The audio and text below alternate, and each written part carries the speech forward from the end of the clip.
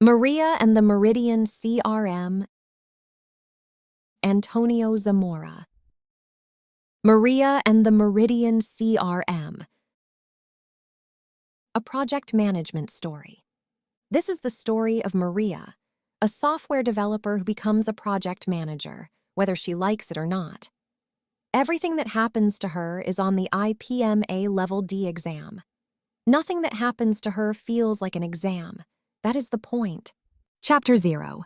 Before the project. What world am I entering? It's a Monday morning in late January. Maria is a senior software developer at Meridian, a mid-sized company. She's been writing code for 10 years. She's good at it, really good.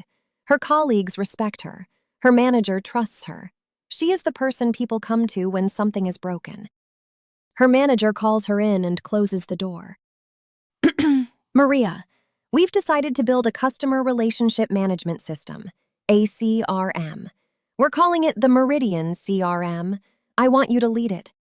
She feels two things simultaneously.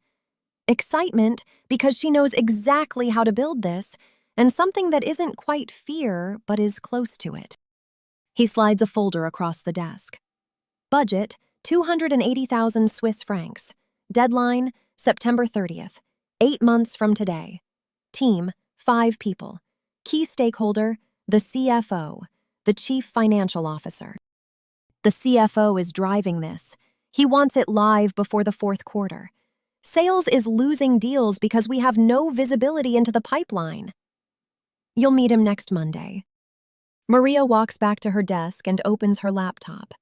She already has 3 architecture ideas. She starts sketching a database schema. Then she stops. Wait, I'm the project manager now? What does that actually mean? She closes the schema, opens a new tab. Types, what does a project manager do? 5 different answers. She closes the laptop and picks up her phone. She calls her friend Lars, who's been a project manager for 10 years, mostly in Copenhagen, occasionally in therapy, by his own account for the same reasons. She asks him straight. Lars, what is project management really? Lars laughs. It's the art of getting people who don't report to you to do things they don't necessarily want to do, by a date they think is unrealistic, with a budget everyone agreed was wrong from the start. Maria writes this down. It's the most honest definition she's ever heard. Then Lars softens it. The official version is less funny. Project management is the application of methods, tools, techniques, and competences to achieve project objectives. But the unofficial version matters because it tells you where the real difficulty lives. Not in the tools, in the people. I'm good with people. You're good with people who agree with you. Everyone is. Call me when you meet the others. Maria thinks about her work as a developer. If the code fails, she can inspect it.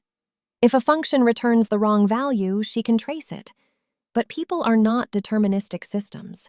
They have fears, incentives, loyalties, private assumptions, and bad days. Project management, she is beginning to suspect, is not a technical job. It's a human job with technical tools. There is a second question she needs Lars for. How is running a project different from what she's been doing for 10 years? Meridian makes insurance software. The team that runs customer support answers tickets, processes renewals, updates databases, and solves recurring problems. The work matters, but it repeats. That's an operation. The Meridian CRM is different. It does not exist yet. It has a defined beginning and end. It has a budget. It has a deadline. It has a result that will either be accepted or rejected. And when it is finished, the project team will dissolve and the system will move into operations. Lars gives her the image she'll remember, the river and the bridge. The operation is the river. It flows every day within known banks with no natural end. The project is the bridge. It starts, it ends, and when it's done, it connects 2 banks that were never connected before. Then, because he is Lars, he reaches further back. The Greeks had a man for operations, Sisyphus. Rolls the boulder up the hill, Folder rolls down, rolls it up again forever. The gods called it punishment. We call it a service desk. The difference between him and you is that your boulder is supposed to stay up. If you're still pushing the same boulder in October, something has gone wrong. Maria is not being asked to run a process. She is being asked to create a change. Over the next days, her map of the company expands. She learns that her project is not alone. Another team is building a mobile app. A third is redesigning the office. And there is a security remediation project she keeps hearing about in the coffee corner, spoken of the way sailors discuss a storm at sea. All of them compete for money, people, attention, and executive patience. Lars draws her 3 levels. A project, one defined effort, like the Meridian CRM. A program, related projects coordinated together for a larger benefit. A portfolio, all the projects and programs of the organization prioritized against strategy. Maria realizes she is a leaf on a tree she cannot yet see the top of. Someone above her is deciding which initiatives deserve scarce resources, which means her project must not only be built, it must continue to justify why it matters. She also goes looking for a method and finds an alphabet soup. PMI, Prince2, Agile, IPMA. She sends Lars a message. This is worse than choosing a JavaScript framework. Lars replies within a minute. PMI is a recipe book. Prince2 is a governance manual. Agile is a mindset. IPMA asks a different question. Are you competent? Maria opens the IPMA framework. It has 3 competence areas: perspective, people, and practice. People is not an afterthought. That's unusual, she says. That's the point. The framework makes her uncomfortable because it suggests that being technically excellent is not enough. The PM is the instrument through which the project is led. If the instrument is out of tune, the method will not save the music. That night, one question keeps her awake. Who exactly is her boss on this project? She reports to her functional manager. The project sponsor is the CFO. Her future team members report to 3 different department heads. The PMO, the Project Management Office, has already emailed her a template. Sales wants results. IT wants standards. She draws the reporting lines on a napkin. It looks like a mess. Lars tells her the mess has a name: a matrix organization. In a functional organization, department heads hold the authority, and the PM has little power. In a projectized organization, the PM has full authority and a dedicated team. And in a matrix, authority is shared. 2 cooks, 1 kitchen. Maria's world is a balanced matrix. She has influence, but not command. She cannot rely on title alone. She will need clarity, trust, and sponsor backing. Then there is the email from the PMO coordinator asking her to register the project on the portfolio dashboard and use the standard reporting template. Maria does not know if this is bureaucracy or a lifeline. Lars is philosophical about it. The PMO is like a mother hen. Sometimes she gives you food, sometimes she counts the eggs. Depends on the organization. PMOs come in types, he explains.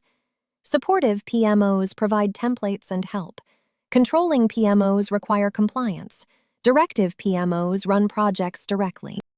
2 days later, on Wednesday, Maria goes to find out which kind Meridian has. She meets Elise, the woman who runs the PMO, with a folder under her arm and a defensive sentence already prepared. I know the templates are important, but I need to keep moving. Elise does not ask for the template.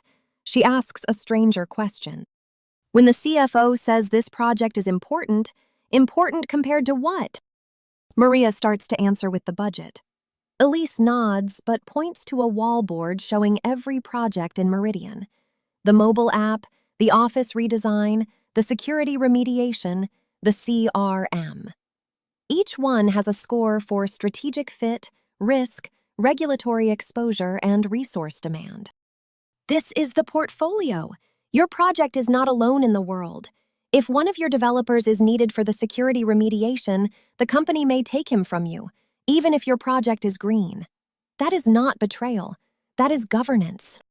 Maria feels the first real expansion of her map. The project has stakeholders below it, a sponsor beside it, and a portfolio above it. The PMO is not there simply to watch her. It is there to connect her project to the organization that must carry it. Meridian's PMO is controlling, but not hostile. Maria decides to treat it as a source of structure rather than a surveillance system. She downloads the templates. Thursday evening, she calls Lars one more time. By now, she has learned that Meridian tried to implement a CRM 3 years ago and abandoned it. Nobody says the word failed. They say it didn't take, the way people describe a transplanted organ. The technology is known, she tells Lars. CRMs exist. This is a complicated problem, and complicated problems are my favorite kind. Hard, but solvable by expertise. The software is complicated. Adoption is complex. Those are different animals, and you'd better know which one you're feeding. He explains the map, the Stacy matrix. 2 axes, how certain you are about what to do, and how much people agree about what matters. Simple problems, known problem, known solution. Complicated problems, known problem, expert solution needed. Complex problems, unclear problem, unclear solution. Learning emerges through iteration. And chaotic problems, no pattern at all, act first, stabilize later. Configuring a CRM sits close to certainty. Getting 12 salespeople to abandon their private Excel sheets sits far from it. The first one you can solve, the second one you can only tend. Listen, test, adapt, keep the conversation alive. A waterfall plan for a complex human problem is how projects look organized while failing quietly. Maria understands why her architecture sketch felt so safe on Monday morning. It lived in the complicated part of the map, where intelligence and effort are enough. The part of the project that already killed one CRM lives somewhere else. Friday evening, the end of her first week as a project manager. Maria closes her laptop at 11 p.m. She's filled 3 pages of notes. She knows what a project is, where she sits in the organization, who the PMO is, why IPMA cares about competence, and why the Meridian CRM is more uncertain than it first looked. She still does not know what she is building exactly, or for whom. That question starts on Monday, in the CFO's office. Her phone buzzes. Lars, of course. One more thing. In the old stories, the hero gets a call to adventure, and the first thing he does is refuse it. Says he's not ready. The farm needs him. Someone else should go. I didn't refuse anything. No, you opened a code editor. Same thing, prettier. She looks at the closed laptop and does not answer. Because he is right. Before she sleeps, she records a voice memo to herself. It is a habit that will last the whole project. Friday, end of week 1. Things I now know. A project is temporary, unique, and delivers a defined result. An operation is continuous and repetitive. Progressive elaboration means we'll learn more as we go. The plan is allowed to get smarter. Above me, projects sit inside programs, programs inside a portfolio. The portfolio follows strategy, not my feelings. I live in a matrix organization, so my authority comes from structure, mandate, relationships, and credibility, not from my title. The PMO here is the controlling kind. Templates are not optional. IPMA measures 3 things: perspective, people, practice. And the Stacy matrix says my software is complicated, but my adoption problem is complex, which apparently means the dangerous part of this project doesn't compile. Saved. Chapter 1. Initiation. What am I building? And for whom? Maria spends the weekend preparing for her Monday meeting with the CFO. She builds a system architecture diagram. 3-tier design, clean separation of concerns. She sketches the database schema: contacts, accounts, opportunities, pipeline stages. She researches integration options with the existing ERP system. She even drafts a rough technology stack. By Sunday night, she has 6 pages of notes and feels ready. Monday morning, the first week of February. The CFO's office. His name is Thomas. He is 54, a former sales director now running finance. He has a reputation for being direct and impatient with people who waste his time. He does not ask about the architecture. He does not ask about the database. He leans forward and says, "Last quarter we lost 3 contracts worth a combined 420,000 francs. Not because our product was bad, not because our price was wrong, because 2 of our salespeople were in contact with the same prospect simultaneously and didn't know it. One offered a 15% discount, the other didn't. The prospect walked away." He pauses. "I need that to never happen again. I need my team to see, in real time, who is talking to whom, what was offered, where every deal stands. That's what I'm paying for. Can you deliver that?" Maria looks at her architecture diagram. She folds it quietly and puts it in her bag. He doesn't want software. He wants a problem solved. In 10 seconds, everything she prepared became irrelevant. Not because it was wrong, because she had been answering a question he had not asked. She looks at Thomas and says the most important words of her PM career so far. "Tell me more about what happened." Thomas talks for 20 minutes. Maria puts her pen down and just listens. She hears things she could not have found in any technical specification. The sales team does not trust IT systems because the last CRM implementation failed 3 years ago. The CFO's real deadline is not the 4th quarter in general, it is the October board presentation, where he wants to show a strategic win. Half the sales team still uses personal Excel sheets and WhatsApp groups, and the VP of sales, a woman named Sandra, has not been consulted and has strong opinions about everything. Maria had prepared the answer to the wrong question. Real listening changes the speaker because it lets them feel understood. Maria experiences the project version of that truth. When she stops trying to solve, the solution becomes clearer. That evening, Lars calls to ask how the meeting went. I folded my architecture diagram and put it away. There is a respectful silence on the line. 10 years. It took me 10 years to learn to do that. You want to know the difference between a junior PM and a senior one? The junior walks in with answers. The senior walks in with better questions and a working pen. After the meeting, Maria has a page of notes. They are full of emotions and intentions, but nothing concrete. Sales team visibility. No more double contacts. Real-time pipeline. Before October.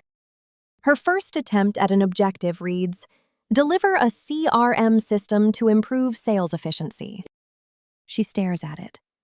It is true, but useless. A year from now, how would anyone know if she succeeded? What does improve mean? By how much? Compared with what? She rewrites it 3 times. By the 4th attempt, she has it.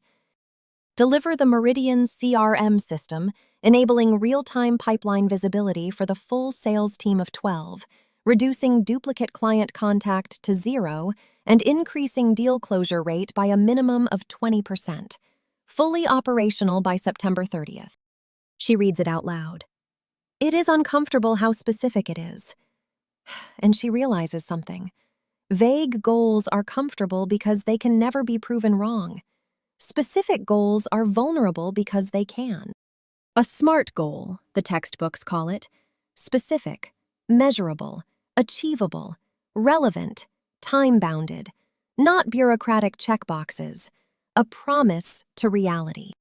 Next, Maria writes the letters CFO in the center of a blank page and asks, who will be affected by this project? Who will use it? Who will maintain it? Who could stop it? And who could quietly make it fail? She writes for 10 minutes without stopping. The sales team, 12 people who will use the CRM every day. If they don't adopt it, the project fails regardless of technical quality. Sandra, the VP of sales, Powerful, opinionated, not yet involved. If she becomes an opponent, adoption dies. The IT department, who will maintain the infrastructure and enforce standards. Legal and data privacy. Customer data means GDPR. An external vendor, if Meridian buys rather than builds. And her own development team, whose motivation and concerns will shape everything. Maria counts 14 names. I thought this project was about me and Thomas, she thinks. It's actually about all of these people. 14 stakeholders cannot be managed the same way. So Maria draws a 2x2 grid. Power on the vertical axis, interest on the horizontal. Thomas, high power, high interest, manage closely. Sandra, high power, growing interest, keep satisfied, and involve early. The sales team, low formal power but very high interest, keep informed and engaged. IT, high power, low interest, keep satisfied. Legal, medium power, medium interest, bring them in before data decisions become irreversible. The grid tells Maria where to spend energy first. Sandra. Sandra is the one I haven't met. And Sandra is dangerous. She calls Sandra. Sandra answers on the second ring, and she sounds genuinely surprised.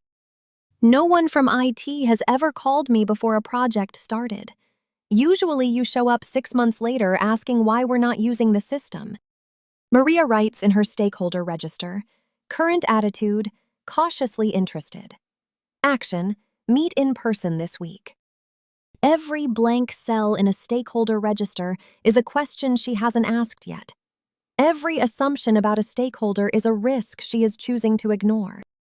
2 weeks after the meeting with Thomas, in mid-February, Maria writes the project charter. It is 4 pages, but it feels heavier than 4 pages. It includes the project title and purpose, the SMART objective, the high-level scope, what is in and what is out. The budget envelope, 280,000 francs. The timeline, go live September 30th. The key stakeholders and their roles. Maria's own authority. She can approve changes up to 5,000 francs independently. Above that requires the CFO's signature. And the success criteria. Thomas reads it in 10 minutes. He asks 2 questions. She answers both. He signs the bottom. Maria watches him sign and feels a surge of relief. The project is real. Then Elise from the PMO asks to see the final page. Where is the governance path? Maria points to Thomas's signature. He is the sponsor. And if the budget exceeds tolerance, if scope changes the benefits case, if legal blocks a data flow, if the portfolio board reallocates 2 of your people. The questions irritate Maria because they arrive after the signature. Then she realizes the signature has not answered them. The charter gives authority. Governance defines how that authority is used when the project meets reality. She adds a section, escalation thresholds, decision rights, steering touchpoints, and the conditions under which Thomas must take an issue above himself to the portfolio board. Thomas signs the amended version without complaint. Good. Now I know when I have to act. Maria will remember that sentence in June. She does not know this yet. Before signing, Thomas had asked her for one more thing, the board story. What does Meridian get for 280,000 francs? Maria returns to the data. 3 lost contracts, 420,000 francs. Interviews with salespeople suggest 8 to 12 deals per year may be affected by coordination failures, at an average deal value around 80,000 francs. The range is not certain, so Maria uses conservative language. The investment is 280,000. The potential recoverable revenue is higher. Break-even could occur within the first year, if the system is adopted. She proudly writes in the business case, the CRM will increase deal closure rate by 20%. Elise reads it and hands it back. Cross out the words, the CRM will. Why? Software does not close deals. People do. A project can deliver a capability. The organization realizes a benefit by changing how it works. Together, they build a benefits map. The CRM enables real-time visibility. Visibility enables better follow-up. Better follow-up should reduce lost opportunities. Reduced lost opportunities should increase revenue. Each arrow carries an assumption. Each assumption has an owner. Thomas owns the revenue benefit. Sandra owns sales adoption. IT owns operational continuity, and Maria owns delivery of the project outputs. The distinction feels subtle until Maria sees the danger. If she promises benefits she cannot control, she will either fail honestly or succeed only by accident. Lars, when she tells him, is characteristically encouraging. Congratulations, you've just learned the difference between the person who builds the temple and the God who's supposed to answer the prayers. Don't sign up to answer the prayers. Then comes the communication plan. Maria builds it and proudly sends it to Lars. Recipients, frequency, channels. Thomas gets monthly RAG reports, red, amber, green. Sandra gets bi-weekly working sessions. The sales team gets demos and training updates. IT gets technical checkpoints. Legal gets early data reviews. Lars calls back within 5 minutes. This is a broadcasting plan. Isn't that communication? No, communication means the message has been received, interpreted, and made useful by the person who needed it. What you've built is a radio station. Nobody has to listen to a radio station.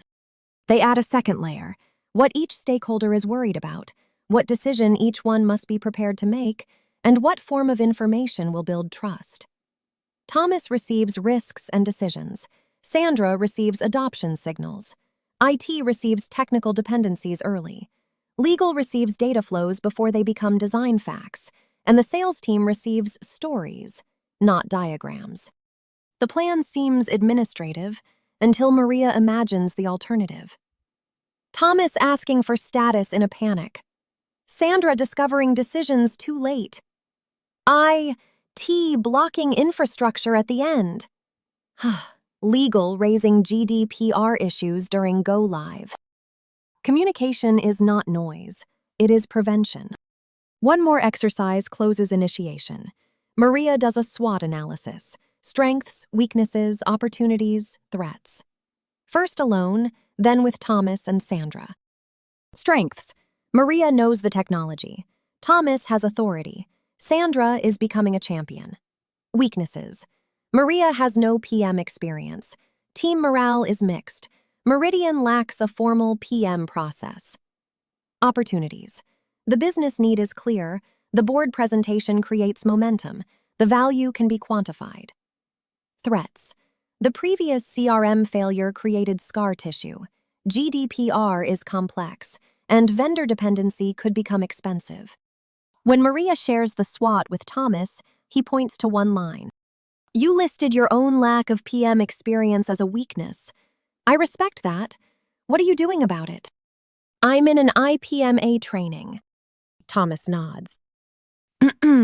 Good. The project charter is signed, twice, the second version with a governance path. The stakeholders are mapped. The SMART objective is written. The benefits have owners. The communication plan exists. The SWOT is honest. Maria looks at everything she has built in 3 weeks of initiation. None of it is code. A month ago, that would have unsettled her. Today, she understands why. The project was not about software. The software was the way to solve a human problem. Lars sends a message that night. You've crossed the threshold. In the stories, this is where the hero leaves the village. Small administrative note, in the stories, the village doesn't send monthly status reports. Enjoy. Voice memo, late February. Initiation, in one breath. Needs analysis before requirements. What they say they want is not always what they need. Goals must be SMART, specific, measurable, achievable, relevant, time-bounded, and relevant is the underrated one because a goal can be measurable and still solve the wrong problem. Stakeholders go in a register, on a power and interest grid, and the grid tells you where your energy goes first. The charter makes the project real. purpose, scope, budget, authority, success criteria, and a governance path because the signature is not the promise. Knowing who decides when things break is the promise. The business case belongs to the sponsor. Deliverables are mine, benefits are Thomas's. A communication plan is not broadcasting. It's making sure the right person can make the right decision at the right moment. And the SWOT is only useful if you're willing to write your own name under weaknesses. Saved. Chapter 2.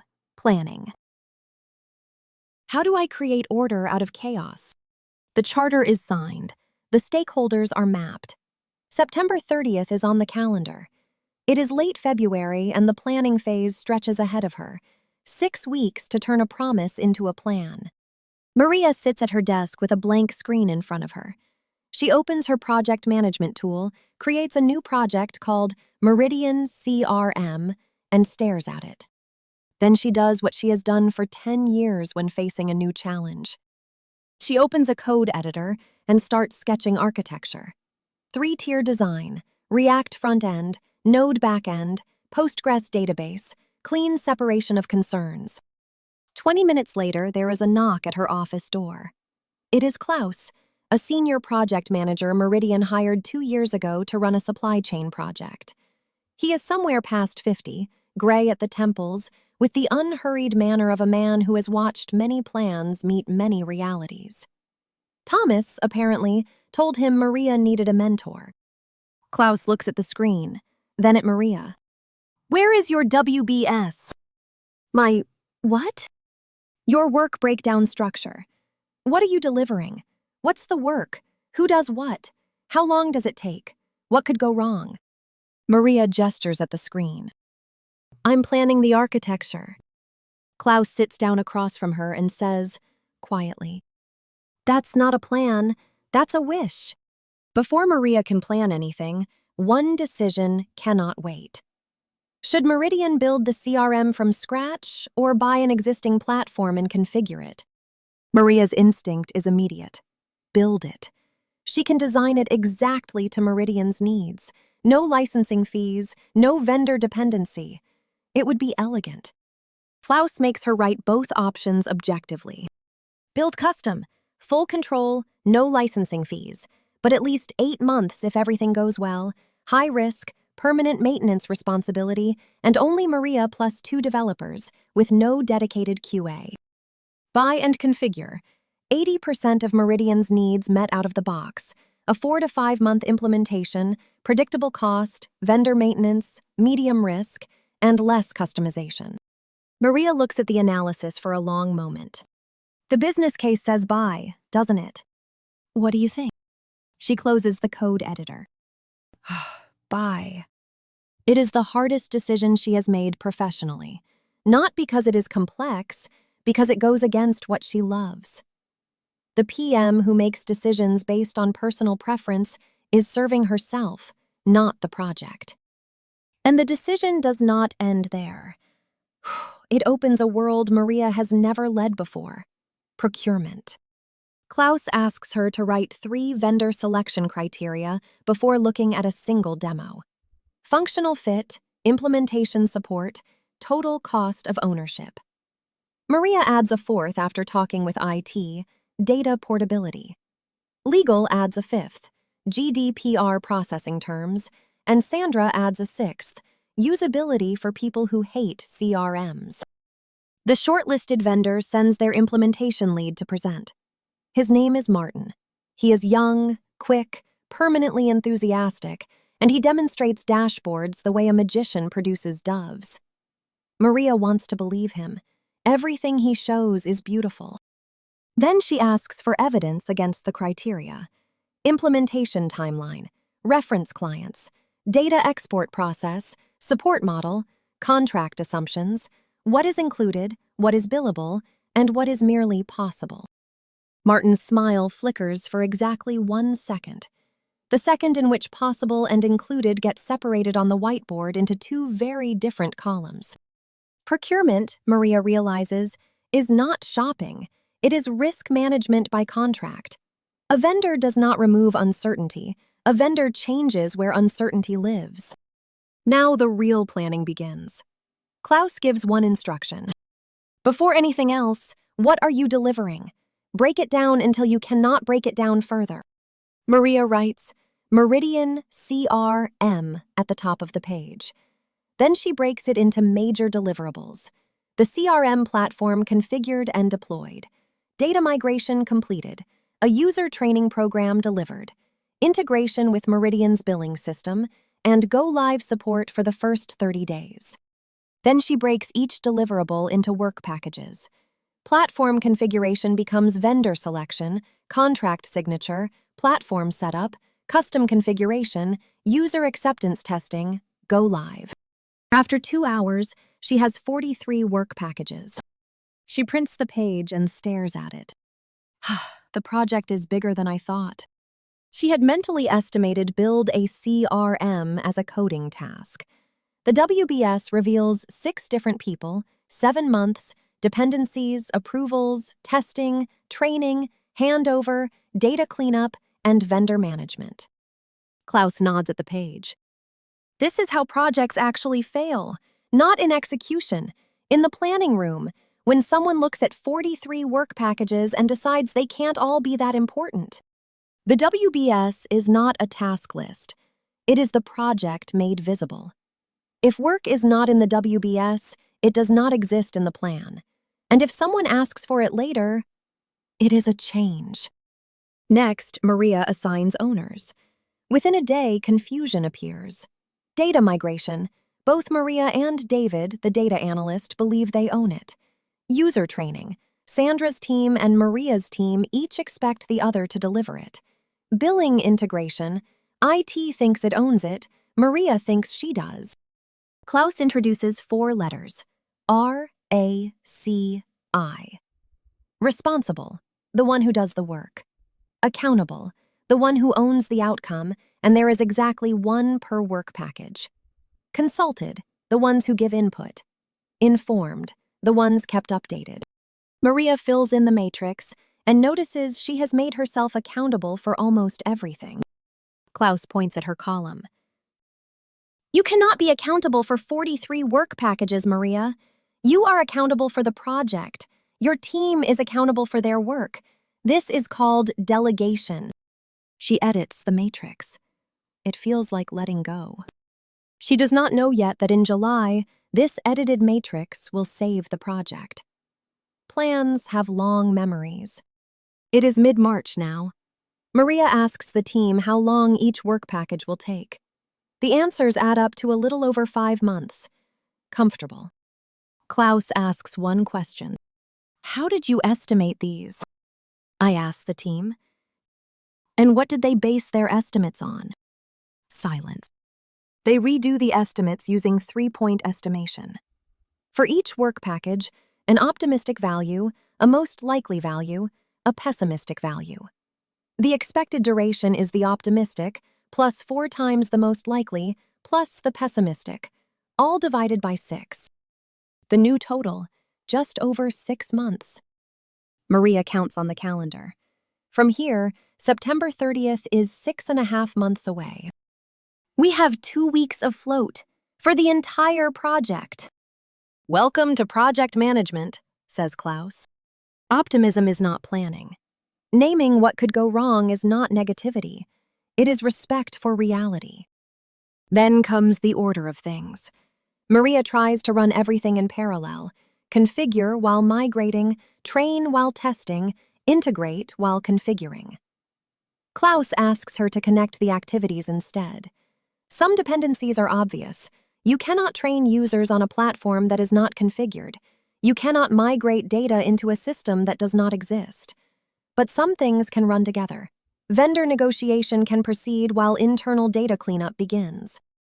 She learns that dependencies come in 4 types: finish to start to start, finish to finish, and the rare start to finish. She sequences all 43 work packages. The network diagram looks like spaghetti. Klaus studies it and says, "Now find the dragon." The what? He circles 12 activities in red. These determine whether you hit September 30th. Every other activity has room to breathe. These do not. If any one of these is late by 1 day, the project is late. Maria sees 3 activities she had treated as low priority. One of them is data migration. She had been anxious about all 43 activities equally. She had been losing sleep over billing integration, which has 3 weeks of float, while barely tracking data migration, which has none. She had been managing anxiety, not the project. That night, she describes the network diagram to Lars on the phone. 43 boxes, hundreds of arrows, a red line running through the middle. "You know the story of the labyrinth," Lars says. It is not a question. Theseus goes in to face the Minotaur. Everyone remembers the monster. Nobody remembers that the actual survival technology was a ball of thread. Ariadne's thread. 1 line through the maze, so you always know where you are and how you got there. The critical path is the thread. The critical path is the thread. And Maria, in every labyrinth, the monster lives at the center. Look at your red line. What's sitting in the middle of yours? Maria looks. Data migration. 0 float, 12,000 customer records, 3 years of inconsistent data entry, and 1 previous CRM that died, she is beginning to suspect, on exactly this hill. Hello, Minotaur. A project manager with 43 tasks does not have 43 problems. She has the critical path. Everything else is work with float, until it stops having float. Maria builds a beautiful Gantt chart, color-coded, dependencies shown, milestones marked. She shows Thomas. Thomas nods. Looks good. What's on the critical path? Maria points at the chart. It's all there. Thomas stares at it. Maria, I am the CFO. I see 43 colored bars. I cannot tell what will kill this project and what will not. The Gantt, she realizes, is a communication tool, not a substitute for management. It visualizes the schedule. It does not tell her where the project is fragile. She makes a second slide for Thomas.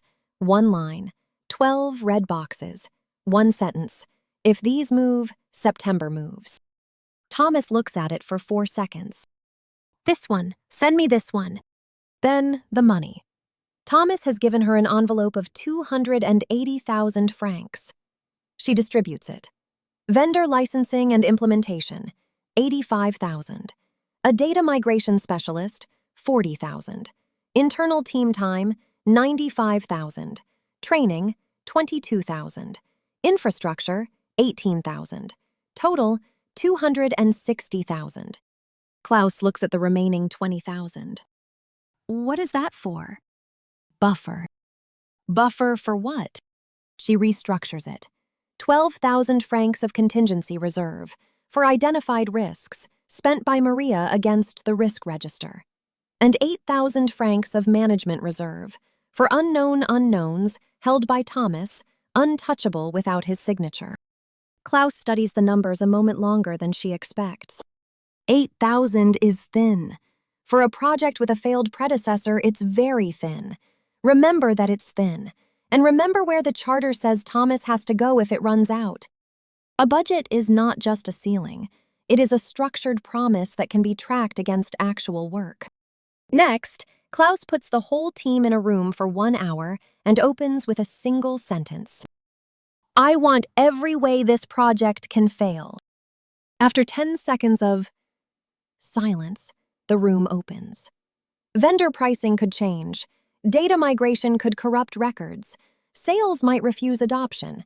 Billing integration may be harder than assessed. 2 developers have holidays in August. Thomas could be reassigned. The security remediation project could claim one of the developers. The portfolio board has done it before. And the vendor's standard configuration may not fit Meridian's deal stages. They score each risk, probability times impact. The highest score in the room is sales team adoption failure, probability 4, impact 5, score 20. Maria sees it clearly. The biggest risk to the CRM is not technical, it is human.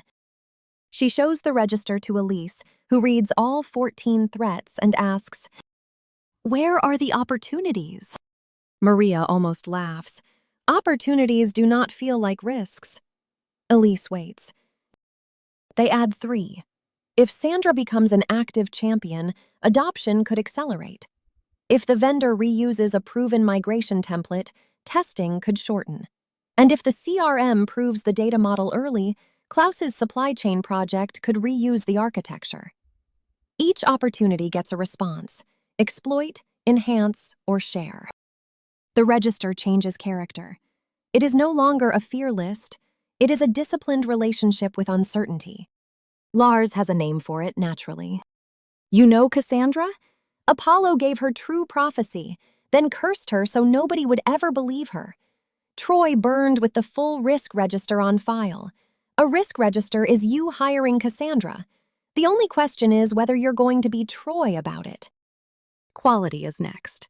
Maria writes the words high-quality CRM in the plan. Klaus circles it so hard the pen nearly tears the paper. High quality? According to whom? They gather the answers. Thomas cares about pipeline visibility and reliable reporting. Sandra cares that salespeople can update an opportunity in under 2 minutes. IT cares about maintainability, access control, uptime. Legal cares about lawful processing and deletion rules. And Martin, for the vendor, cares about acceptance criteria that do not mutate after delivery. Together, they set them. Users can find client data in under 10 seconds. Pipeline status updates in real time. Duplicate contacts are resolved. The acceptance test scenarios pass. Uptime and response times meet agreed thresholds. Support handover is complete. Maria builds a traceability table. Business need, requirement, acceptance criterion, test method, owner. It is the least romantic document she has ever created. It may also be the one that prevents the most conflict, because if she leaves quality vague, she cannot later claim innocence when everyone defines failure differently. In project management, done is defined by the people who will live with the result. One last piece of planning: the contract. The vendor sends their standard version. Maria nearly signs it. Klaus stops her. 3 questions. What exactly are they delivering? What happens if they're late? And what can you not change once you sign? She learns the contract types. Fixed price puts the cost risk on the vendor for defined work. Time and materials puts the risk on Meridian for undefined work. A capped time and materials hybrid allows flexibility, with a ceiling. The base implementation is fixed price. The customization is time and materials. 3 critical path items sit in that zone. Maria negotiates hard caps on 2 of them before signing. Martin agrees cheerfully to the caps, and then, almost as an afterthought, asks whether Meridian would like the premium weekend support package for the go-live cutover. Maria's instinct says no. It costs 4,000 francs, the cutover is half a year away, and it will obviously be fine. Klaus's eyebrow says otherwise. She buys the weekend support package. She will not think about it again until the last Saturday of September at 2 in the morning, when it becomes the best 4,000 francs anyone at Meridian ever spent. Early April, 6 weeks of planning. Maria has a WBS with 43 work packages, a raw key table, 3-point estimates, a network diagram, a critical path with a monster at the center of it, a Gantt chart, plus the 1-slide version Thomas actually reads, a budget baseline with reserves, a risk register with opportunities, quality criteria, and a vendor contract with caps and a weekend support clause. She prints the plan. The stack is 2 centimeters thick. This is the most work I've ever done without writing a single line of code. Klaus replies, "This is code. It's the logic of the project. If the logic is sound, execution has a chance. If the logic is broken, you spend execution fixing planning mistakes. That's the most expensive debugging you'll ever do." That evening, Lars calls for his usual inspection. Plans done? Good. Now frame it. Frame it? Hang it on the wall, because the plan is a map, and tomorrow you enter the territory. and the territory has never read the map. The map's job was never to be right. The map's job is to make you notice, fast, exactly where reality disagrees with it. Voice memo, early April. Planning, compressed. Make or buy is a business case decision, not a preference, and procurement is risk management written in commercial language. Fixed price moves risk to the vendor, time and materials keeps it with us, caps put a ceiling on it. The WBS is 100% of the work or it is nothing. Anything not in it is a future change request. RACI, one accountable per package, exactly one, and it usually shouldn't be me. Estimates, optimistic plus 4 times most likely plus pessimistic, divided by 6. The critical path is the chain with 0 float. My dragon, my thread through the labyrinth, and mine runs straight through data migration. The Gantt is for communicating, not for managing. The budget baseline carries 2 reserves, contingency for the risks we named, management reserve for the ones we couldn't. Mine is thin. Risks are threats and opportunities. Avoid, reduce, transfer, or accept the threats, exploit, enhance, or share the opportunities. And quality was defined today by the people who have to live with the result, not discovered in September. Saved. Chapter 3. Team. Why is everyone so weird? The plan is approved. The vendor is contracted. The project is real. On the second Friday of April, Maria holds the kickoff meeting. She has spent 2 days preparing it because of something Klaus told her that stuck. A kickoff is not a status update, a planning session, or a team-building exercise. It is the moment the project becomes shared. Every unanswered question at kickoff becomes a scope dispute in week 6. She structures it in 4 parts. Part 1. Why we're here. She shows the business case, 420,000 francs in recoverable lost contracts. This is not about a go-live date. It is about a business problem that costs money every month. Part 2. What we're building. She walks through the scope, what is in and what is explicitly out. She reads the out-of-scope list slowly and watches 2 people quietly delete ideas from their notebooks. Part 3. Who does what. She hands out the RACI and asks each person to confirm their own row. Jonas, the younger of the 2 developers, asks 2 clarifying questions. Good, that is the point. Part 4. How we work together. Monday team stand-up, bi-weekly sessions with Sandra, a monthly RAG report to Thomas, individual check-ins as needed. Bad news welcome early, surprises not welcome at all. At the end, there are 7 questions. She answers 4, parks 2, and schedules a vendor follow-up for the last one. Around the table, Lucas, the senior developer, arms crossed, brilliant, skeptical. Jonas, eager, a little too eager to look competent. Anna, the sales representative assigned to the project, funny, warm, and already glancing at her phone. David, the data analyst, who has said 11 words so far, 3 of which were thanks. And on the screen, dialed in from the vendor, Martin, enthusiastic as ever. The team is smiling, engaged, asking good questions. This is going to be fine, Maria thinks. She is wrong. 3 weeks later, at the end of April, the conference room feels like a different country. Lucas disagrees with every technical decision. Sometimes loudly. Sometimes with only a slow exhale and a look at the ceiling. Anna has not completed a single requirement document on time. David said 3 things in the first week and has been silent since.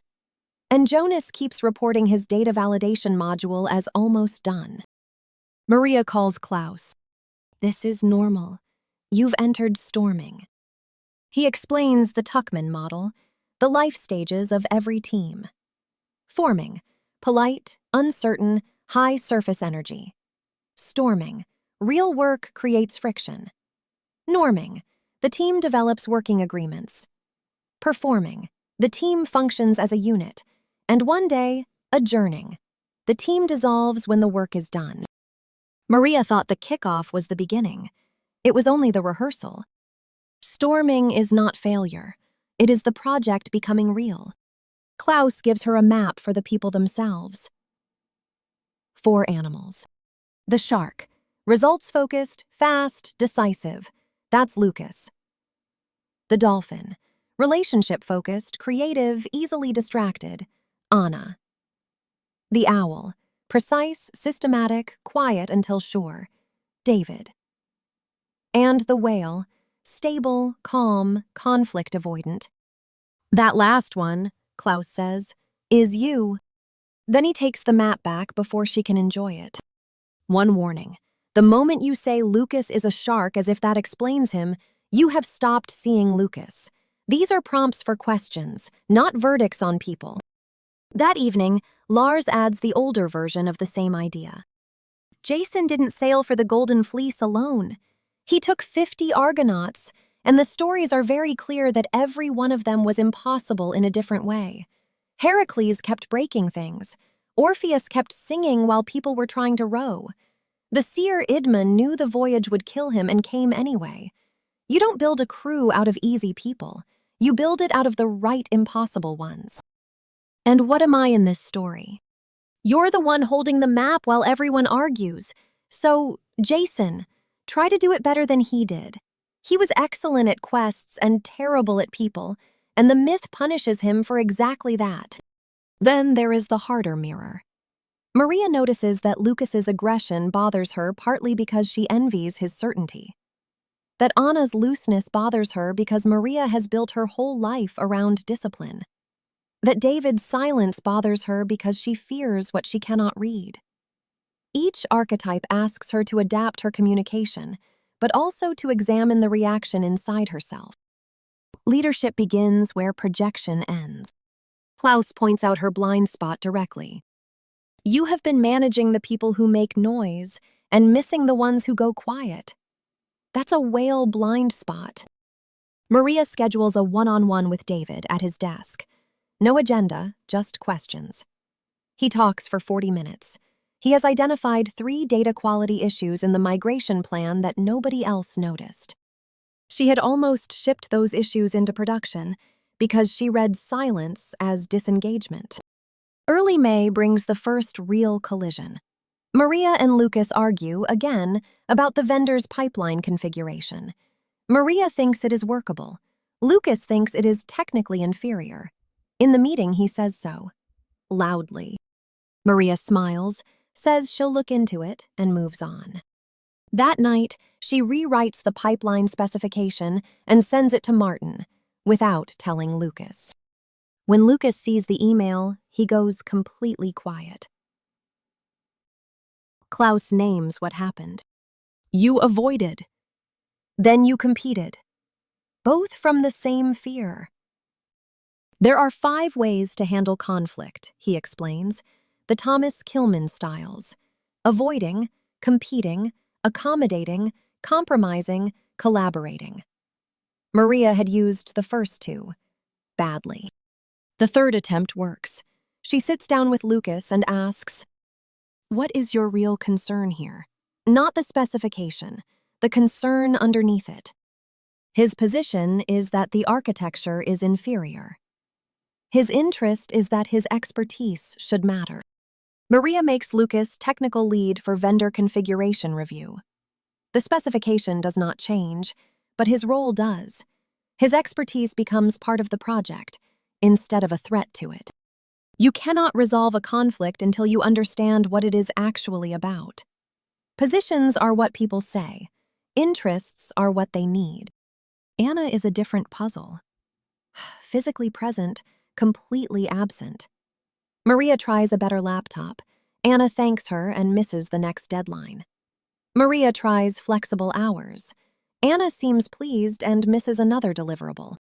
Finally, over coffee, Maria asks a different question. What part of this project actually interests you?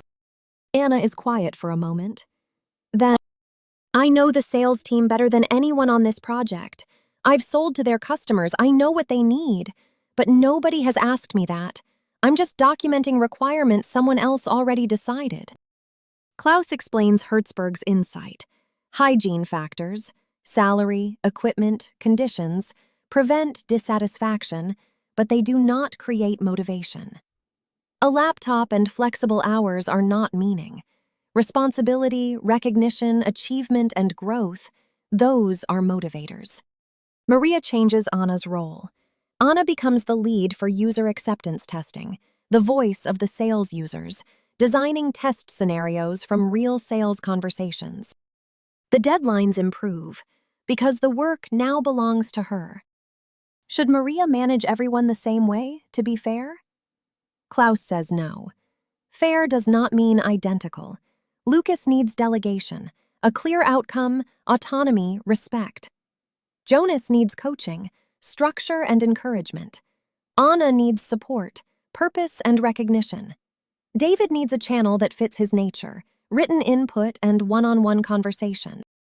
Maria begins adjusting her leadership, not her standards.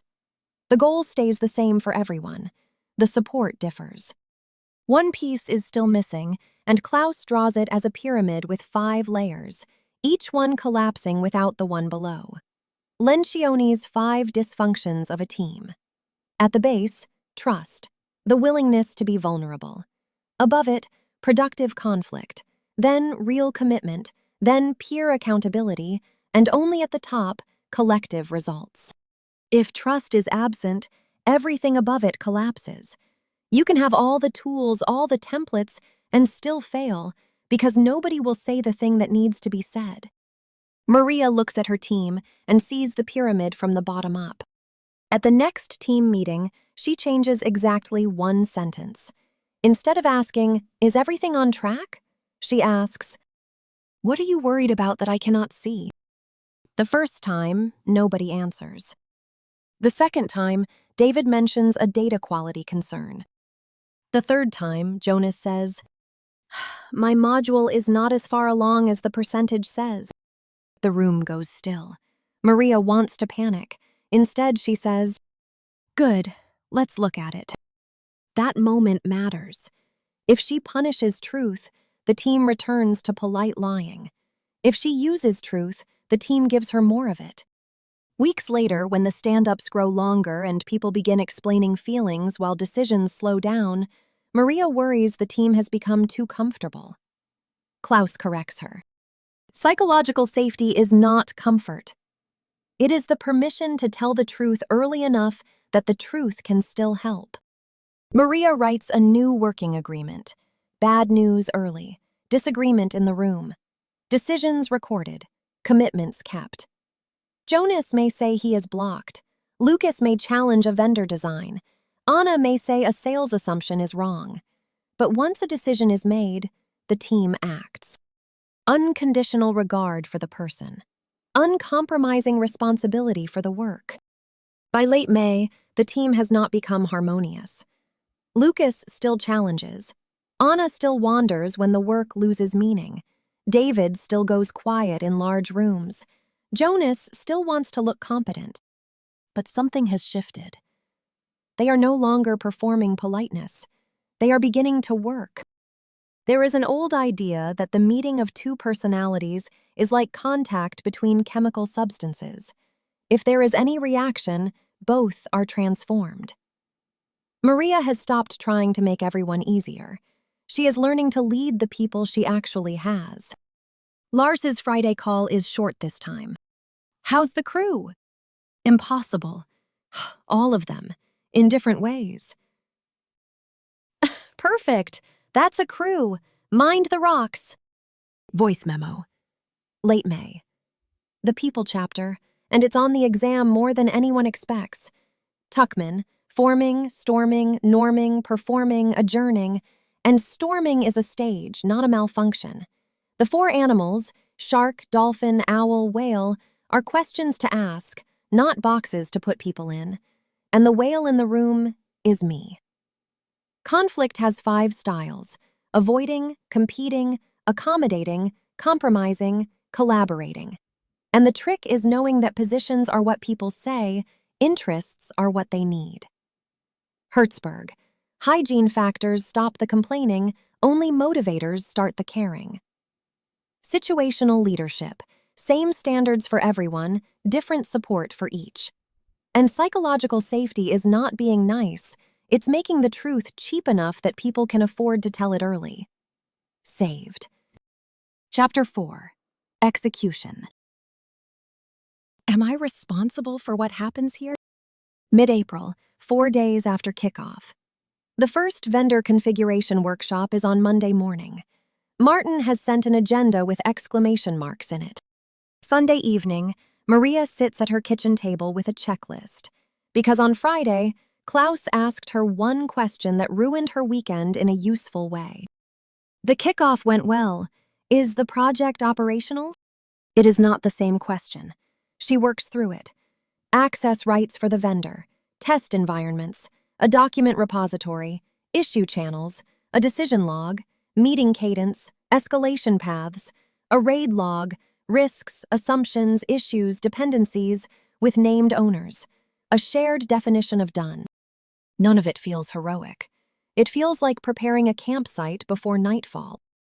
You could call it crossing the threshold, and in the old stories, the threshold is guarded by monsters. In project work, the threshold has Wi-Fi permissions, a raid log, and a vendor who cannot start because nobody requested his system access. The adventure fails quickly when the mundane is not prepared. Monday morning, she stands at the whiteboard, marker in hand. Environments live, access granted, decision log open. This is it, she thinks. This is where it actually starts.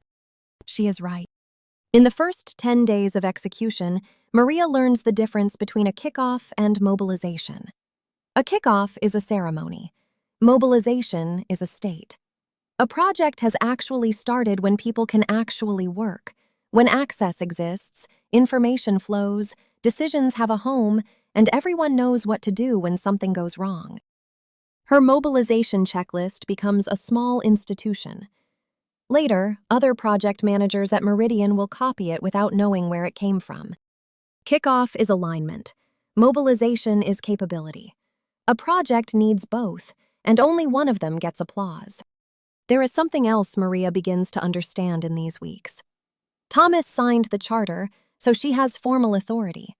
She can approve changes up to 5,000 francs. Her name is on the project. And it means almost nothing if the team does not trust her. Lucas will comply with formal direction while silently resisting, if he decides she is incompetent.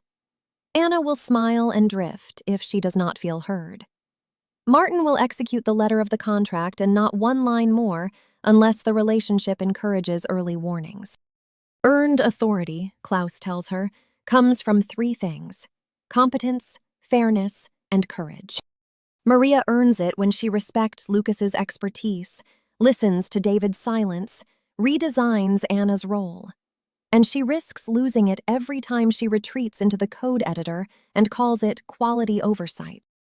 Courage gets its test in late May. Maria calls Jonas into a meeting room. How is the data validation module going?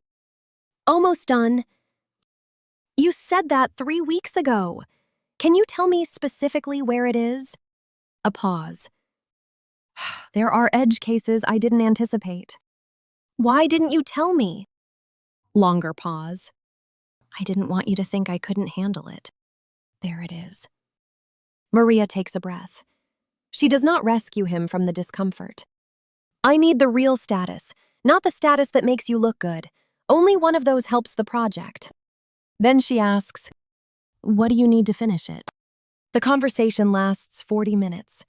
Jonas finishes the module in 4 days. Klaus later gives her the structure she used without knowing it. Describe the observable situation. Explain the project impact. Then ask what is actually happening and what support is needed. The deeper lesson is harder. Maria avoided this conversation for 2 weeks and told herself she was giving Jonas space. She was giving herself comfort. Reviewing those weeks, Maria notices a pattern. Tasks sit at 70–80% complete. Almost nothing reaches 100. Klaus calls it the 90% problem, and he names the 4 ghosts that cause it. Student syndrome. People start the real work only when the deadline is close. Parkinson's law. Work expands to fill the time available. Gold plating. The team adds things nobody requested because they seem useful. And Dunning-Kruger. People underestimate work they do not fully understand. Lars, on the phone, translates 2 of them into older language. The edge cases that keep multiplying on Jonas's module? That's the Hydra. You cut off one head, 2 grow back. Heracles didn't beat it by cutting faster. He beat it by changing method. Cut, then cauterize. In your language, fix, then write the test so it stays fixed. And gold plating? Icarus. Daedalus builds wings that work. The boy is so delighted with the feature set that he flies toward the sun. Note carefully, the wings didn't fail. The wings were a success. That's what makes it a tragedy. Nobody gold plates on purpose to fail. They do it because building is joyful and restraint is not. Maria changes the Monday stand-up. The question is no longer what % complete. It is, what exactly remains? What is blocking you? What is the realistic finish date? Progress becomes less comfortable and more true. Early June delivers the first quality collision. The first configured sales module passes the vendor's tests and fails Sandra's user acceptance testing. Sandra is blunt. This is not how our team sells. Martin is polite, with the tiniest edge of a man who has said this sentence to many clients and has the email trail ready. We built to the specification. Both of them are right. That is the problem. The specification was incomplete because Sandra had never reviewed it before configuration began. Quality control caught whether the output matched the document. Quality assurance would have caught that the process producing the document was flawed. Maria adds specification review checkpoints with Sandra before any vendor build starts. Quality becomes something designed into the process, not inspected at the end. The same week delivers a second lesson. Maria notices 2 people testing different versions of the same configuration. Martin has updated a workflow. IT has exported an earlier version. Sandra is reviewing screenshots from last week. For 1 entire hour, the team argues about a defect that does not exist. They are looking at different realities. Klaus gives her another unglamorous word: configuration management. Every requirement, version, decision, defect, and change must be traceable. Not because documents matter more than people, but because people cannot coordinate around invisible changes. Maria creates a single source of truth: version naming, a changelog, owners, approval status, release notes. The team groans. 2 weeks later, the groaning stops because the confusion stops. Then comes a Wednesday when Thomas appears at Maria's office door. Where are we? Maria opens her communication plan. Monthly status to Thomas, first Monday of the month. Today is a Wednesday. The last first Monday was 3 weeks ago. She forgot. Thomas is not angry. He is direct. I don't need to be surprised. Amber is manageable. What I cannot manage is not knowing I have an Amber project until it turns red. The communication plan is not a document to create. It is a discipline to execute. Maria sends every remaining monthly report on time. Later, in September, this sentence of Thomas's will come back to her at 2 o'clock in the morning, and she will act on it. But that is later. Early June. The project is 6 days behind baseline. The first module failed acceptance and was reworked. Maria has had 3 difficult conversations she avoided too long. And she is, somehow, in control. Not because nothing went wrong, because she looked at what went wrong and made decisions. An uncomfortable sentence comes to her. From a Russian novelist Klaus likes to quote when he thinks nobody will check the source. We are responsible not only for what we do, but for what we choose not to see. She stands in front of the Gantt chart with her evening coffee. Green bars. Comfortable green bars. What am I choosing not to see? Voice memo, early June. Execution notes. Mobilization is not the kickoff. It's access, environments, logs, and escalation paths. Ceremony without operational readiness is theater. Authority comes in two kinds: formal, from the charter, and earned, from competence, fairness, and courage. The hard conversation has 3 steps. Describe the observable situation, explain the impact, ask what's needed, and do it in week 1 of the slippage, not week 3. 4 ghosts haunt every schedule: student syndrome, Parkinson's law, gold plating, Dunning-Kruger. Quality control checks the product against the specification. Quality assurance checks the process that made the specification. We had QC and no QA, and it cost us a module. Configuration management, one source of truth, or the team ends up debugging reality itself. And the communication plan only works executed on rhythm. The sponsor's rule is now mine: no surprises. Saved. Chapter 5. Monitoring and Control. How do I know if we're winning? Mid-June. The Meridian CRM project is running.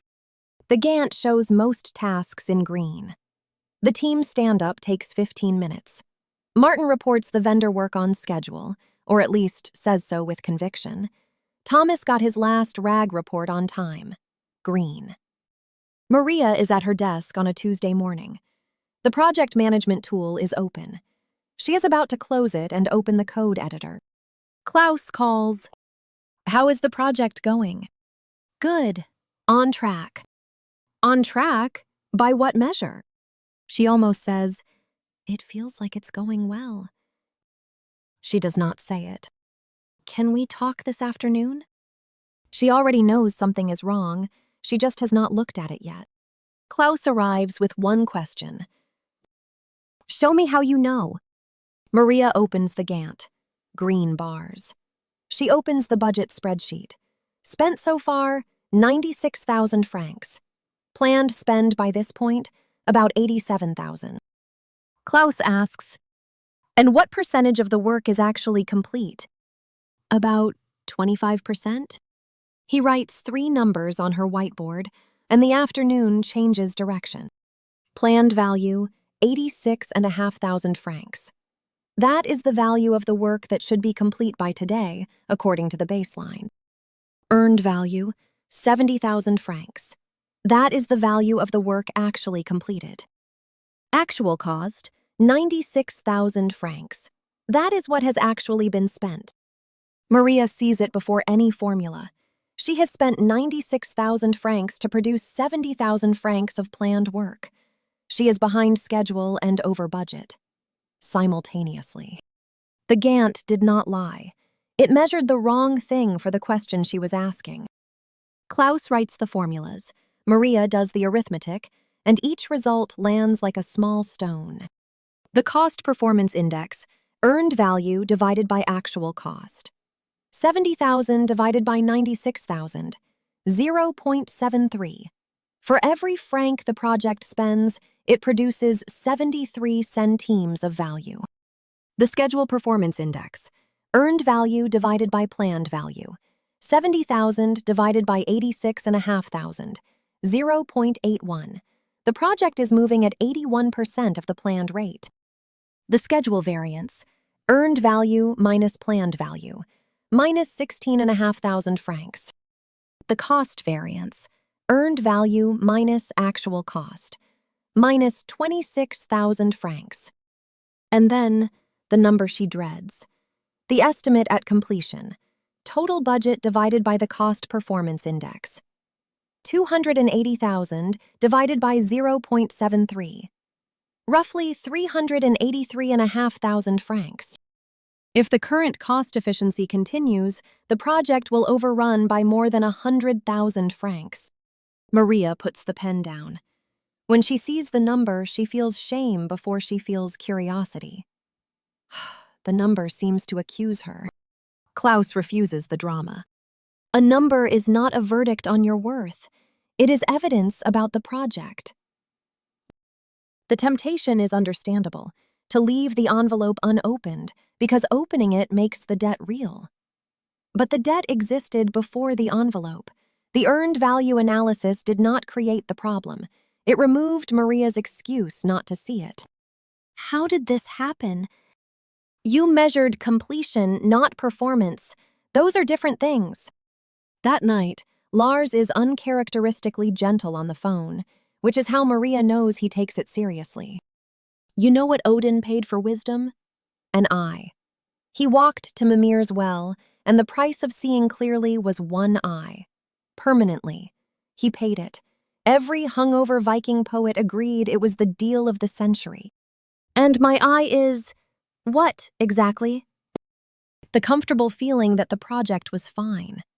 That's what clear sight costs. One comfortable illusion. Honestly, cheaper than the eye. The index is a fact.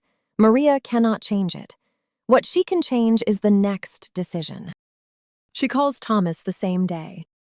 How long have you known this? Since this afternoon. A pause on the line. Send me the numbers and the recovery plan. That is not the conversation Maria feared. That is a sponsor doing his job. The next question is where the extra cost came from. Nobody approved a change. Maria and Klaus dig into the variance and find 20 days of work that entered the project without any formal control. Sandra once mentioned that email history would be useful. Maria said she'd look into it. The vendor investigated for 2 days.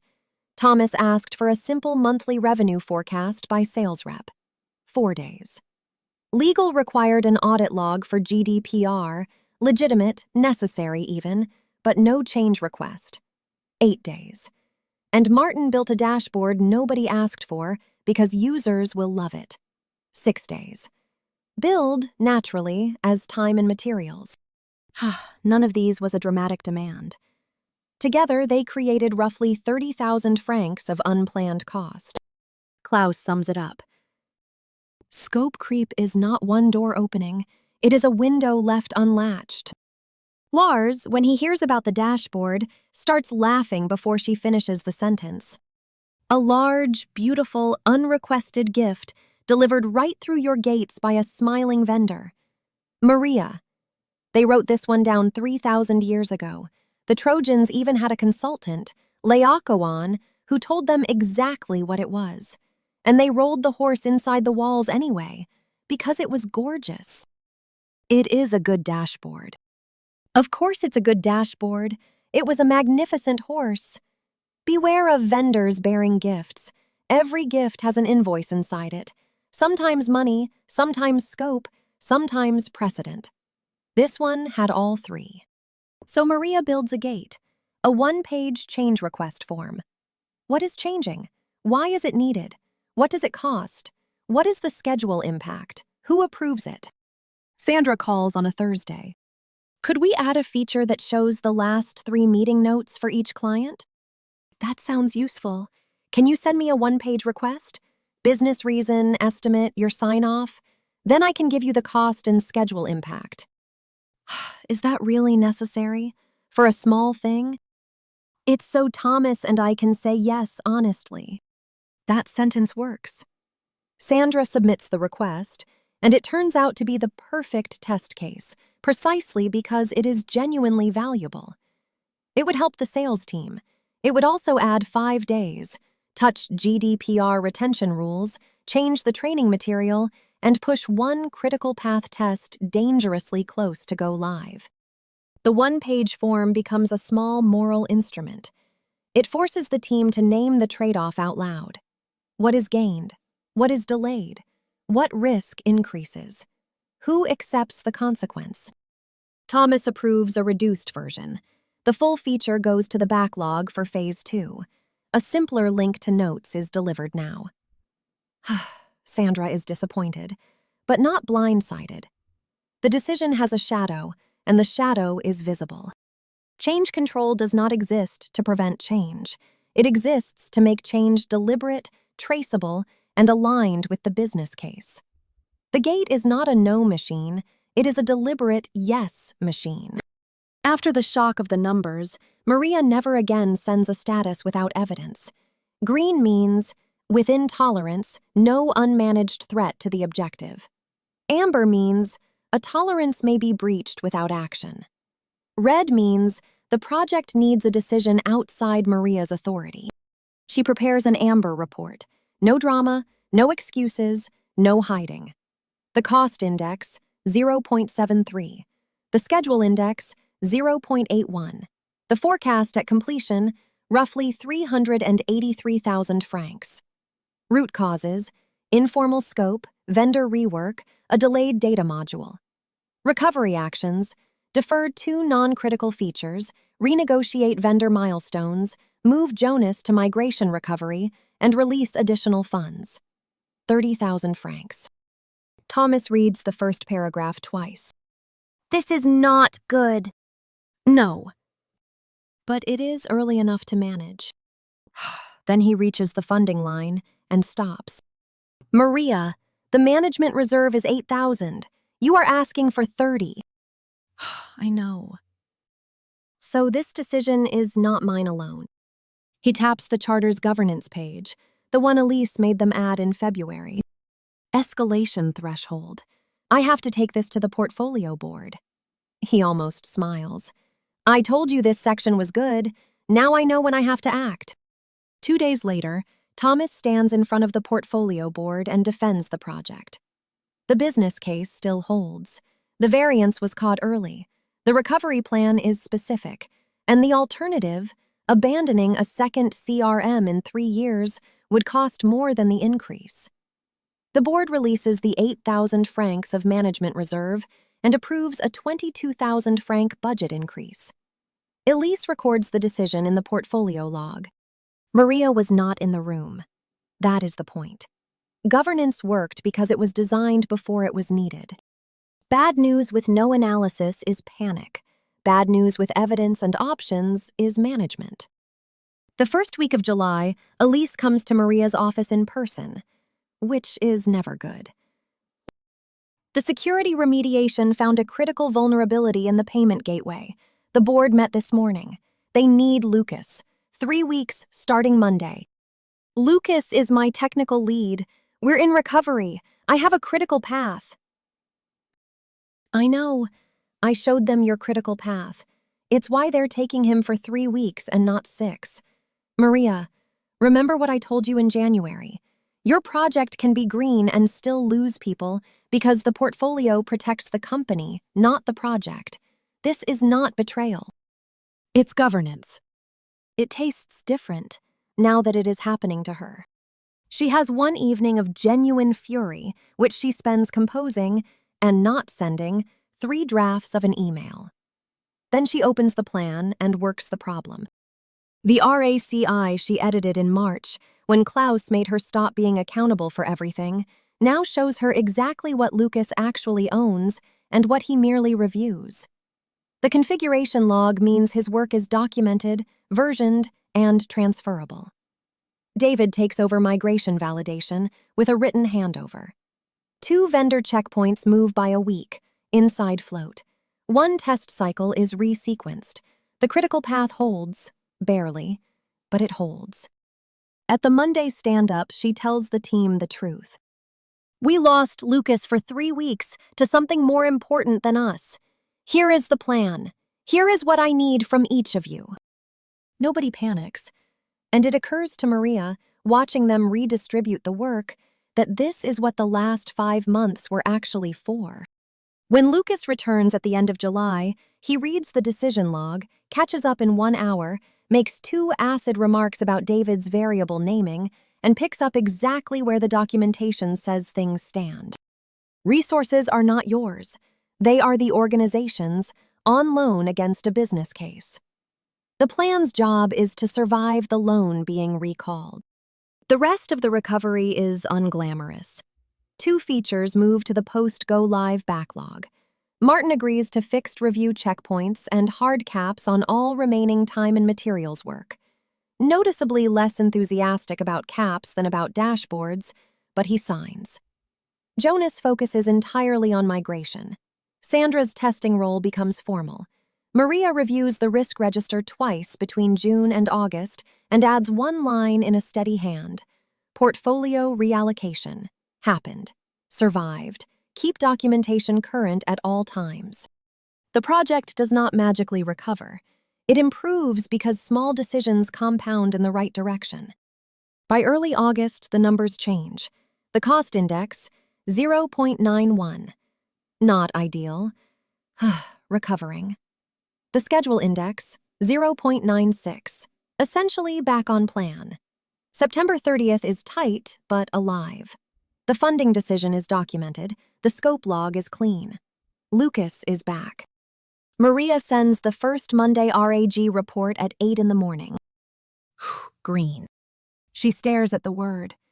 It feels different from the green she sent in early June, the green she wrote because nothing bad had happened yet. This green means something. She measured it. She earned it. She writes in her notebook, "Monitoring is not checking that nothing went wrong.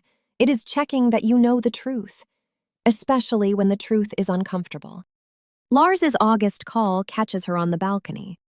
The Stoics had a word for what you just learned: the dichotomy of control. The numbers are not up to you. The weather is not up to you. The portfolio board is definitely not up to you. What's up to you is the next decision, made with clear eyes. That's the entire discipline. Epictetus was a slave, then a philosopher, and he would have made a terrifying project manager. Is there a myth for this one too? No myth, just a fact shaped like an emperor. Marcus Aurelius kept a journal where he reminded himself every single morning not to be surprised that the day contained difficult people and bad news. If it works for running an empire, it scales down fine to a CRM. One more test remains. She does not know it is coming, but you, listener, may have noticed. The Minotaur has been very quiet down there at the center of the labyrinth, on the one path with no float at all. Voice memo, early August. Control, in numbers. Planned value, what should be done by now. Earned value, what is done. Actual cost, what it took. Cost performance index, earned value over actual cost. Below 1 means every franc buys less than a franc. Schedule performance index, earned value over planned value.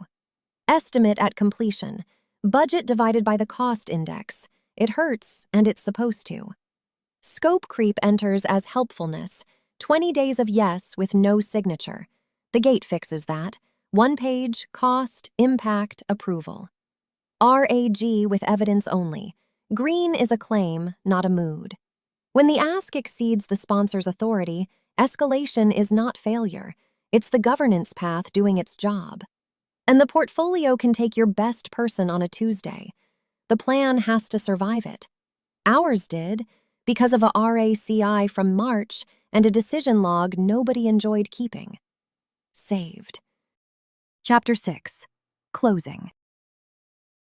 What do I take with me? The final weekend of September. Cutover weekend. The plan is precise. Friday, 1800 hours, the old systems freeze. Saturday, the migration runs. 12,000 customer records, 3 years of inconsistent data, cleaned, deduplicated, and loaded into the new CRM. Sunday, verification. Monday, final checks. Tuesday morning, September 30th, go live. Saturday, 7 minutes past 2 in the morning. Maria's phone rings. It is David. And David does not call anyone, ever, for any reason. The migration stopped at 61%. The deduplication routine is merging records that aren't duplicates. 2 different clients with similar names. It's combining their contact histories. I stopped it when I saw it. Maria sits up in the dark. She asks the question she has trained herself to ask. How bad? Specifically. About 300 records affected before I killed it. If it had run to the end, maybe 2,000. Merged client histories. Discounts attached to the wrong companies. Maria, this is the exact class of error that killed the last CRM. They went live with bad data, and the sales team never trusted the system again. There it is. The Minotaur, at the center of the labyrinth, at the hour monsters prefer. Maria opens her laptop. And here, the whole story arrives at a single point. Because the migration scripts are code, and Maria is, before anything else, beneath everything else, very, very good at code. She can see the shape of the bug from David's description alone. A fuzzy matching threshold, probably.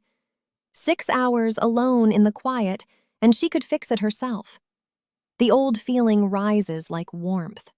Finally, a problem I know how to solve. Her cursor hovers over the repository. Every time the project got hard, I opened a code editor. Every time I did that, the project got harder. She closes the laptop. Then she does the job that is actually hers. 3 calls in the order the plan dictates. 2:31. David. You have the deepest knowledge of this data of anyone alive.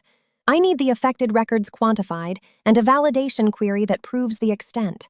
Not a fix. Evidence first. 2:44. The vendor's emergency line, which exists because of a 4,000 franc weekend support clause Maria bought in March, against her own instincts. Martin picks up on the 4th ring, and to his considerable credit, he is fully awake by the 2nd sentence. The threshold parameter is his team's code. His engineer is online by 3:30. 7 o'clock. Thomas. Maria makes herself coffee first, because this call must be calm. I don't need to be surprised, he told her once. She will not surprise him. Thomas, the migration hit a defect at 2 a.m. The deduplication was merging distinct clients. David caught it at 61% and stopped it. That instinct saved us weeks. The vendor is on it under the support clause. Here are the 3 scenarios for Tuesday. She lays them out like a project manager, not like a developer. Scenario A. The fix is verified today. We rerun tonight. Full verification Sunday. Go live Tuesday as planned. Scenario B. The fix is verified Sunday. We go live Tuesday with the 300 affected records quarantined for manual review, flagged visibly in the system. Scenario C. The fix fails. We postpone 1 week. We miss the date, and we protect the data. Recommendation: we decide Sunday at 1800 against David's validation query, not against anyone's optimism. If the data isn't provably clean, we go to C. A late system is recoverable. 12 salespeople who catch the system lying to them in week 1. That is not recoverable. We know. It's how the last one died. Silence on the line. Then, good. Call me Sunday at 6. The fix: 1 threshold parameter and a missing comparison on the company registry number. Exactly the class of bug Maria had felt in her fingers at 2:15, is verified by Saturday evening. The migration reruns overnight. Sunday at 2 in the afternoon, David's validation query comes back clean across all 12,000 records. He checks it 3 times. Because he is David. At 1800, Maria calls Thomas. Scenario A, we're going. See you Tuesday. Tuesday, September 30th, 7:47 in the morning. Maria is sitting at her desk. The Meridian CRM is live. It went live 14 minutes ago. She knows because she was watching the logs on her phone at 7:33. Old habit. And today, she decides, a forgivable one. The first login comes at 7:41. A sales rep in Geneva named Isabel, whom Maria has never met, searches for a client account. She finds it in 8 seconds.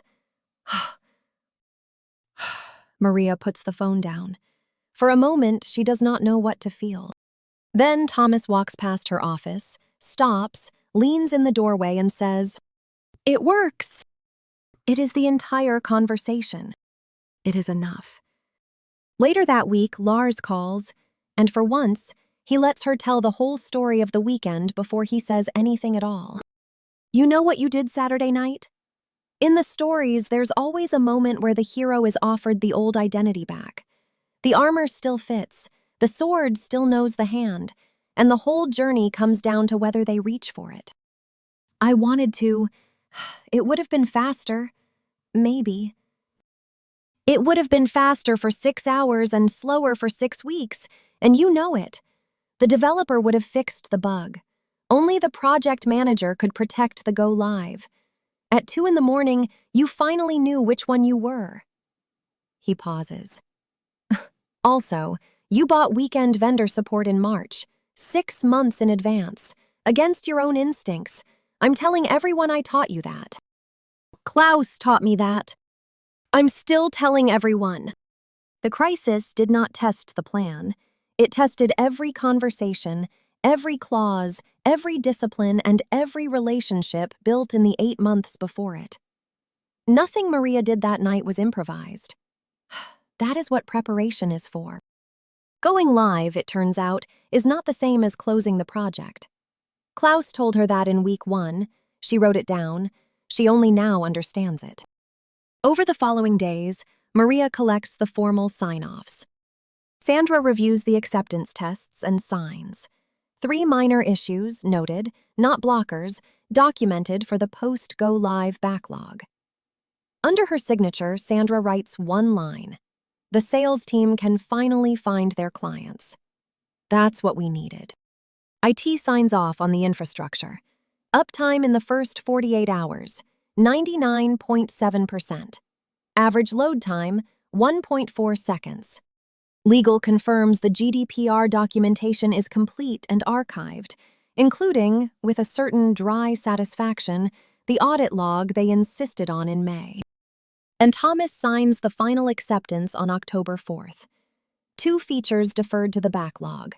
Core objective delivered. Final cost within the revised board-approved funding. Every reserve decision documented. October 4th, 4 days after September 30th. For the paperwork. The system went live on time. Not perfectly. On time with the truth intact. Maria spends 2 days on the closure report. 7 sections. The project summary. Scope, planned versus delivered. Schedule, planned versus actual. Budget, planned versus actual. The final risk register. The lessons learned summary, and the open items with the post-go-live backlog. The budget section makes her pause. Original approved budget, 280,000 francs. In June, the portfolio board released the 8,000 franc management reserve and approved a 22,000 franc increase. Total authorized funding, 302,000. Final cost, 296,400.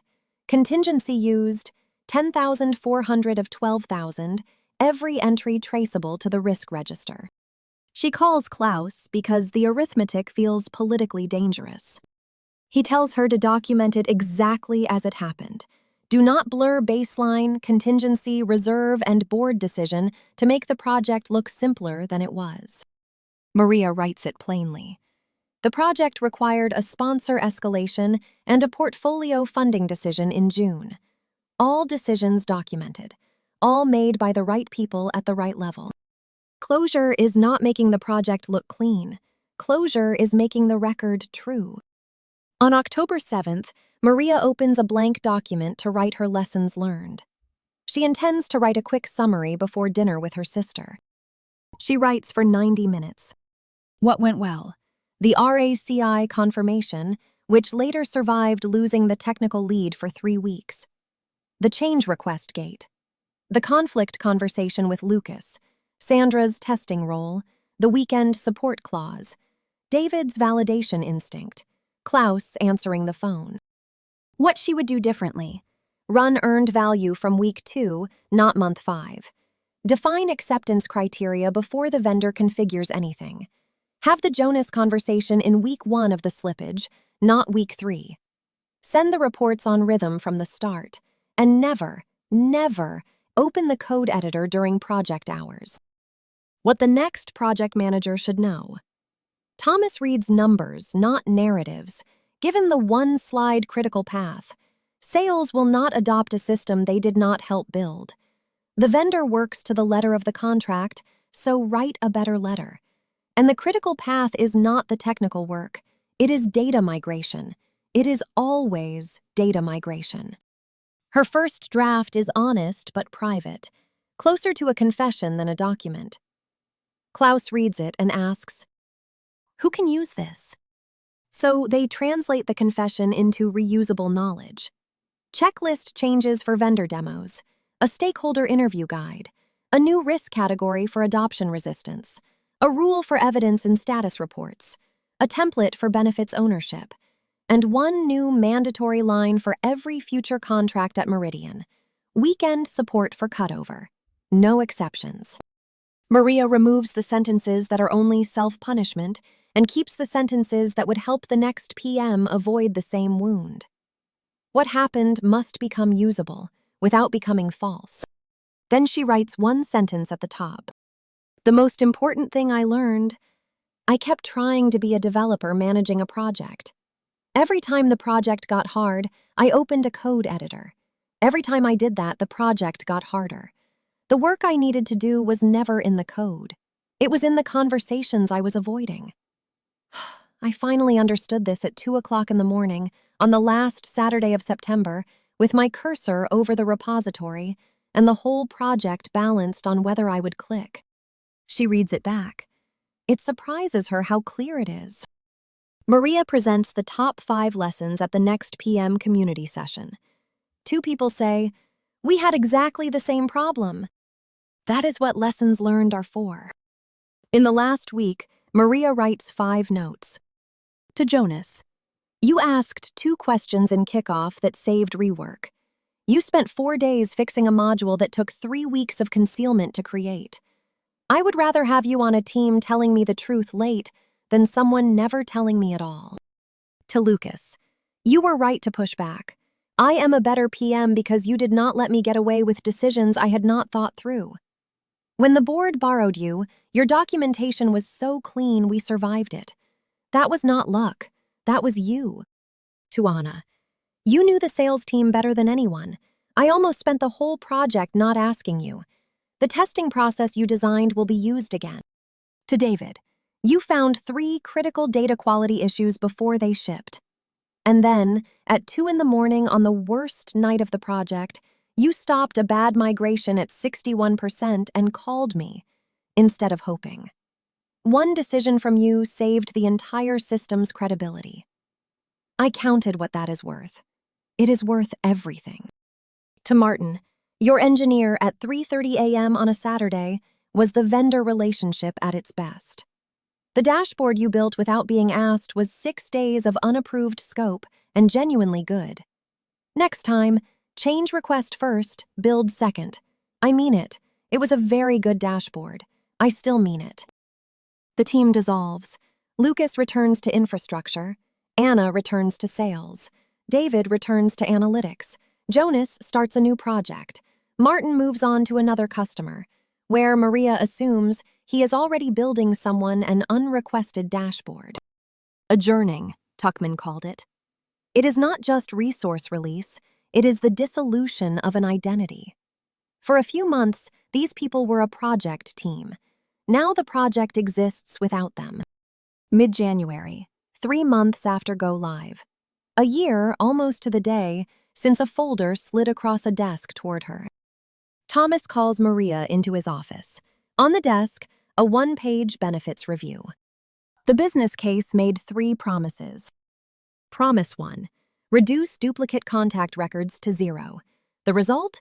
12,000 duplicates reduced to 847, a 93% reduction. Not 0, but operationally resolved with the remaining cleanup queued. Promise 2, increase deal closure rate by 20%. The result? Closure rate up 17.3% in the 4th quarter, short of target. Trending upward. Promise 3, real-time pipeline visibility. The result? All 12 salespeople find client data in under 10 seconds, and 3 clients retained in October who might otherwise have been lost. Thomas looks up from the page. The 420,000 francs of recoverable losses. Did we recover them? Maria calculates conservatively. First-year value so far, somewhere between 290 and 320,000 francs, not 420. But the CRM has been live for 3 months, and the business case projected 12. We're on track. The trajectory is right. Full return will take another 6 to 9 months.